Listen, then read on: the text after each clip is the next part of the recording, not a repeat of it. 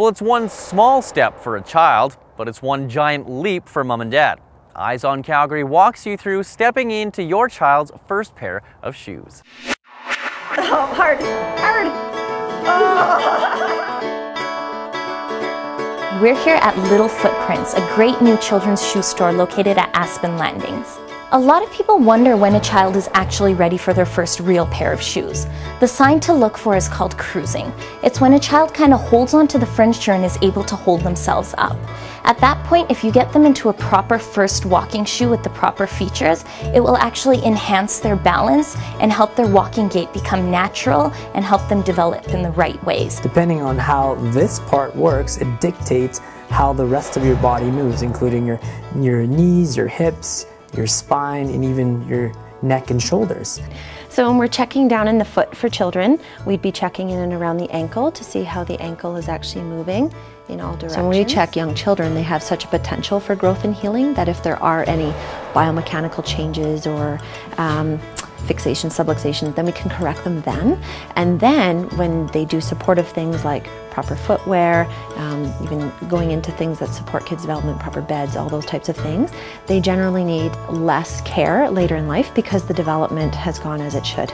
So the first type of shoe that people usually ever put their child into is a crib shoe. So that shoe is purely fashion and a covering, maybe for warmth and maybe for a bit of protection from the elements. But that's a type of shoe that could fold any which way and anywhere. The next shoe from that is a first walking shoe, and this is the most important shoe for a child.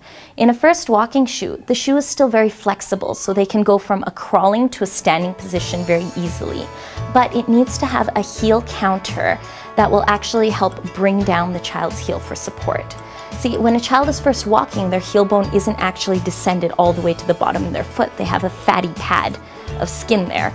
And while that heel bone mechanism doesn't descend, we need a shoe that will provide a strong heel counter to give the child balance. In a first walking shoe, there's a pad at the Achilles heel that will massage the Achilles tendon, establishing a habit for the child to keep their toes relaxed and flat so that they're more able to balance.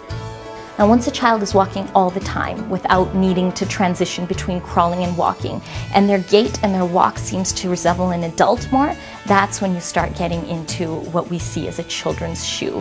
You want to have a motion control shoe that allows to give you dynamic support so that all your muscles are working effectively. The proper way to fit a shoe is to make sure it fits like a glove, to make sure that the knuckle of the foot sits in the knuckle of the shoe and you can feel that there, and to make sure that when you listen to the child walk, there's no hollow sounds, no clumping and no shuffling. That's when you know you've got a foot that's promoting natural development.